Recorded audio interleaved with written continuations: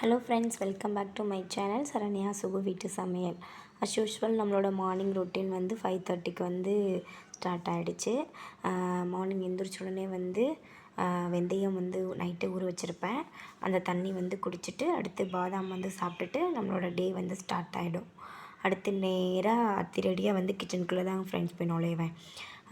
அப்படியே நைட்டே வந்து என்னென்ன தேவையோ எல்லாத்தையுமே வந்து ரெடி பண்ணி வந்து வச்சுடுவேன்.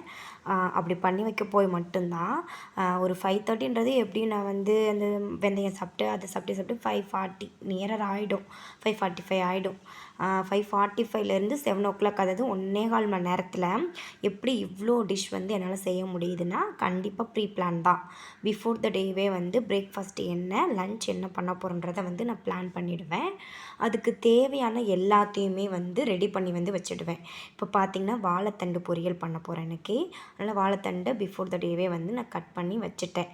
இப்போ காலைல எந்திரிச்சோடனே குக்கர் ரெடியாக இருக்கும். தேவையான பாத்திரத்தை கூட நான் வந்து கிச்சன் கவுண்டர் டாப்பில் ரெடியாக எடுத்து வச்சுட்டு தான் தூங்குவேன். எந்திரிச்ச உடனே அப்படியே வாழைத்தண்டை வாஷ் பண்ணி போட்டுட்டு அது கூட கொஞ்சமாக பாசிப்பருப்பு போட்டு தேவையான அளவு தண்ணி, தேவையான அளவு உப்பு. வாழைத்தண்டு பொறுத்த வரைக்கும் நம்ம எப்போவுமே உப்பு வந்து கொஞ்சம் கம்மியாக தான் போடணும். கொஞ்சம் அதிகமாக போட்டால் அது ரொம்ப உப்பு கறிக்க வந்து ஆரம்பிச்சிடும். அதனால் நீங்கள் அதுக்கு வந்து மற்ற காய்கறியை விட கொஞ்சம் உப்பு நம்ம வந்து கம்மியாகவே வந்து போட்டாலே போதும். போட்டு குக்கரை வந்து விசில் வச்சுட்டேன். அதுக்கப்புறம் அதுக்கு தேவையான வாழைத்தண்டு, அந்த பொரியலுக்கு தேவையான வந்து குருமா, அதாவது அந்த மசாலா ரெடி பண்ணணும் இல்லையா, அதுக்கு வந்து தேங்காய். இந்த தேங்காவை கூட நான் பிஃபோர் த டேவே கட் பண்ணி வச்சுருந்தேன்னா இன்னும் கொஞ்சம் ஈஸியாக இருந்திருக்கும். நான் அதனால் காலைல கொஞ்சம் கட் பண்ண டைம் தான் ஆச்சுங்க. தேங்காய், ஜீரகம், சோம்பு, மிளகாய் வத்தல், அப்புறம் தக்காளி ஒரு அரைப்பழம், வெள்ளைப்பூடு போட்டு நல்லா வந்து பேஸ்ட்டாக வந்து சூப்பராக அரைச்சி வச்சுக்கணும். அதுக்கப்புறம் வந்து தேவையானது இப்போ வந்து பார்த்திங்கன்னா காலைல எழுந்திரிச்சோன்னே 3 ஸ்டவ் இருக்குது. 3க்குமே என்னென்ன பண்ணணுன்றதை வந்து டக்குன்னு எடுத்து பண்ணி வச்சிட்டோன்னா ரொம்ப சிம்பிளாக வந்து சீக்கிரமாக வந்து வேலை வந்து முடிஞ்சிடும். அந்த மசாலாவும் அரைச்சி முடிச்சாச்சு. அதே டைமில் நம்மளோட வாழைத்தண்டும் பாயில் ஆகிடுச்சு. அடுத்து நான் குக்கரில் வந்து அரிசியை வந்து எடுத்து வச்சுருந்தேன். அதையும் வந்து வாஷ் பண்ணி சாப்பாடு வந்து வச்சிடலாம். குக்கரில் சாதம் வடிக்கிறது வந்து கொஞ்சம் பேட் தான். பாத்திரத்தில் வடித்தா இன்னும் வந்து ஹெல்த்தியாக இருக்கும். ஆனால் இன்னும் கொஞ்சம் டைம் ஆகுமே. நீங்கள் கேட்கலாம், நீங்கள் எந்திரிக்கிறது 5 மணிக்கு கூட எந்திரிச்சு சமைக்கலாம் அப்படின்னு சொல்லிட்டு. என்னை பற்றி உங்களுக்கு தெரியாதுங்க. நான்லாம் வந்து சூரிய உதயத்தையே பார்த்ததில்லைங்க. ஒரு ஷார்ட்ஸ் போடுவாங்களே, அப்பா நான் என்னை வந்து காலையில் எந்திரிக்க சொல்கிறாங்க, என்னையே காஃபி வைக்க சொல்கிறாங்க, என்னையே சமைக்க சொல்கிறாங்க அப்படின்னு ஒரு ஷார்ட்ஸ் போடுறாங்க பார்த்தீங்களா? அந்த மாதிரி தாங்க நான் வந்து தூங்குறதுனா எனக்கு அவ்வளோ பிடிக்கும். நான் ஸ்கூலுக்கு போகிற டைம்லையுமே வந்து பார்த்திங்கன்னா நான் லேட்டாக தான் எந்திரிப்பேன். எல்லோரும் 4 மணிக்கு எந்திரிச்சு அப்போலாம் சொல்லுவாங்க. நான் அந்த மாதிரிலாம் கிடையாதுங்க. அப்போயுமே வந்து இதே மாதிரி ஃபுல்லாக ரெடி பண்ணி வச்சு விட்றோம் இல்லையா, அதனால் எனக்கு ஜஸ்ட் 1 hour இருந்தால் போதும். ஃபாஸ்ட்டாக வந்து கடன்னு பிளான் பண்ணிட்டு இதுக்கடுத்து அப்படின்னா வந்து சீக்கிரமாக வந்து பண்ணிடலாம். அப்போயுமே வந்து 6 மணி 6:30க்கு தான் எந்திரிப்பேன்.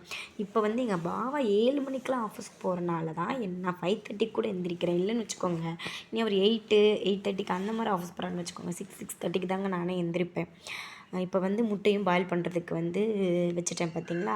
சைட் பை சைடு அடுத்தடுத்து எல்லாமே ரெடியாக இருந்துச்சுன்னு வச்சுக்கோங்க, ஈஸியாக வந்து முடிஞ்சிடும். ஆனால் இத்தனை மெனு வந்து பண்ணுறது கொஞ்சம் டஃப் தான். இவருமே சொல்வார், மெனு லிஸ்ட்டை கம்மி பண்ணிக்கோன்னு சொல்லிட்டு. என்னங்க பண்ணுறது, எப்படியும் பிரேக்ஃபாஸ்ட் பண்ணணும். அதுக்கு சைட் டிஷ் வந்து ரெண்டுன்றது எல்லா நாளுமே நான் பண்ண மாட்டேன். ஏதாவது என்னைக்காவது தான் வந்து 2 பொரியல் பண்ணுவேன். மேக்ஸிமம் ஒரு பொரியலோடு முடிச்சுக்கணுன்னு தான் நினைப்பேன். பார்த்திங்கன்னா வாழைத்தண்டு வந்து ரொம்ப ஈஸி தாங்க, ரொம்ப ஹெல்த் பெனிஃபிட் இருக்குது. என்னோடய சமையல் நீங்கள் பார்த்திங்கன்னா கண்டிப்பாக ஏதாச்சும் வந்து ஒரு ஹெல்த்தியஸ்ட் வெர்ஷன் ஆட் ஆகும். அதாவது கீரையோ வாழைத்தண்டு பொரியலோ ஏதாச்சும் நம்மளால் முடிஞ்ச அளவுக்கு ஹெல்த்தியாக வந்து ஆட் பண்ணுவோம். இப்போ வந்து நம்ம அரைச்சிருக்கோம், ரொம்ப ஈஸி. கடுகு உளுந்து பருப்பு, அதுக்கடுத்து வந்து கருவேப்பிலை போட்டு தாளிச்சிட்டு அரைச்சிருக்க மசாலா வந்து அப்படியே ஊற்றிட்டு தேவையான தண்ணி ஆட் பண்ணி இந்த மசாலா கொஞ்சம் கொதிச்சோன்னே வந்து இந்த பாயில் பண்ணி வச்சுருக்கோம் இல்லையா வாழைத்தண்டு, அதை வந்து ஆட் பண்ணிவிடுங்க. அது வந்து அந்த மசாலாவோடையே சேர்ந்து வந்து பாயில் ஆகிறப்போ நல்லா பிளெண்ட் ஆகி டேஸ்ட்டு சூப்பராக இருக்குங்க. அதுக்கப்புறம் அது சைடில் வந்து பார்த்திங்கன்னா தக்காளி தொக்குக்கு வந்து அதே மாதிரி தாளிச்சாச்சு. கருவேப்பிலை போட்டு தாளிச்சிட்டு வெள்ளைப்பூடை வந்து நல்லா தட்டி வச்சு நான் ஆட் பண்ணிக்கிறேங்க. அது கூட மிளகாய் வத்தல் காரத்துக்கு. நீங்கள் வேணும்னா வந்து பச்சை மிளகாய் கூட வந்து ஆட் பண்ணிக்கலாம். மிளகாய் வத்தோட ஃப்ளேவர் எனக்கு பிடிக்கணும், மிளகாய் வத்தல் ஆட் பண்ணியிருக்கேன். அது கூட வந்து வெங்காயம், எப்போயுமே வெங்காயம் நல்லா வதங்குறதுக்கு சால்ட் வந்து கூடயே ஆட் பண்ணி வதக்குங்க. சீக்கிரமாக வந்து வெங்காயம் வந்து வதங்கிடும். அந்த வெங்காயம் நல்லா வதங்கினதுக்கப்புறம் வந்து நான் தக்காளியை வந்து கொஞ்சம் மிக்சியில் கேஸில் பல்ஸ் மோடில் வந்து விட்டு ஆட் பண்ணிக்கிறேன். அப்போனா ஈஸியாக வந்து தொக்கு வந்து ரெடி ஆகிடும். நம்ம கட் பண்ணி போட்டால் கூட வதங்கிறதுக்கு நேரம் ஆகும் இல்லையா. இந்த தக்காளி தொக்கில் ஒரு சீக்ரெட் இன்க்ரீடியன்ட் இருக்குங்க. அது என்னதுன்னா கொஞ்சமாக சுகரு. இதை ஆட் பண்ணிட்டிங்கன்னா தக்காளி தொக்கோட கலர் வந்து நல்லா ரெட்டிஷாக சூப்பராக இருக்கும், பார்க்குறதுக்கே டெம்ப்டிங்காக.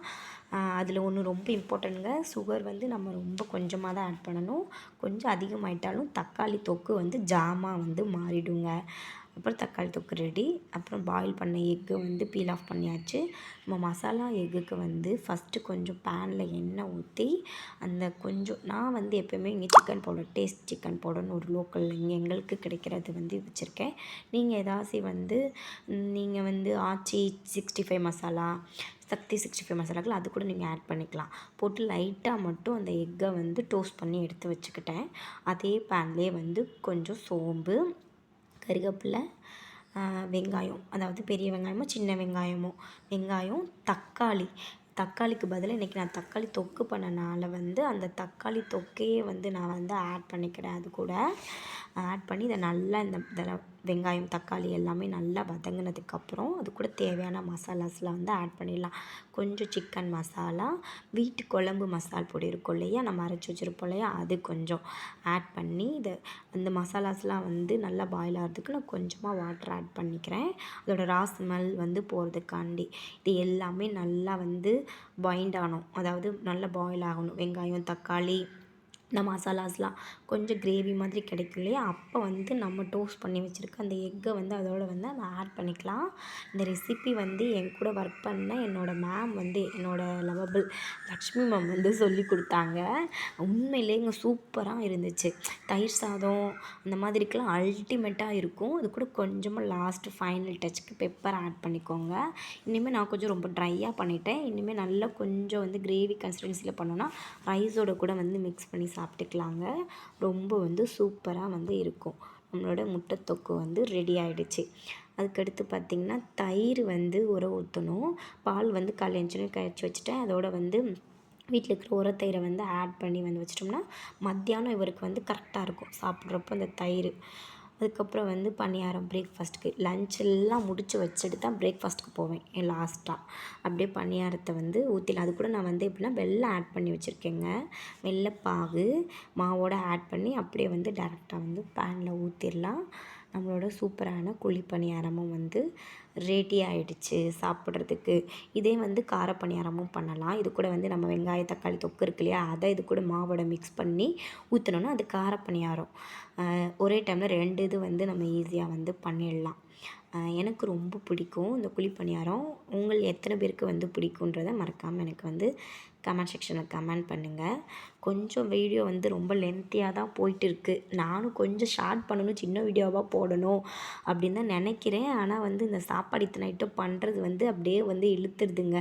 ஒரு வழியாக அடிதடியாக சமையல் வேலையெல்லாம் முடித்து டைனிங்கில் வந்து எல்லாத்தையும் வந்து எடுத்து வச்சாச்சு. மெயினாக இவருக்கு டிஃபன் பாக்ஸ் வந்து பேக் பண்ணணும்லங்க, அது பேக் பண்ணியாச்சு. பார்த்திங்கன்னா பிரேக்ஃபாஸ்ட்டு கோழி பணியாரம், மத்தியானத்துக்கு சாதத்துக்கு வந்து தக்காளி தொக்கு பண்ணியிருந்தேன் இல்லையா, பாக்ஸை ஓப்பன் பண்ண முடியாமல் போயிடுச்சுங்க. அப்புறம் வாழைத்தண்டு பொரியல், நம்மளோட தக்காளி தொக்கு வாழைத்தண்டு பொரியல். அதுக்கப்புறம் வாட்டர்மெலன் வந்து இன்றைக்கி ஃப்ரூட்க்கு காலையில் வந்து 10 o'clock ஸ்நாக்ஸ்க்கு வாட்டர்மெலனு, மசால் முட்டை. அப்புறம் 3 o'clock ஸ்நாக்ஸ்க்கு வந்து பார்த்திங்கன்னா கடலப்பருப்பு. Thanks for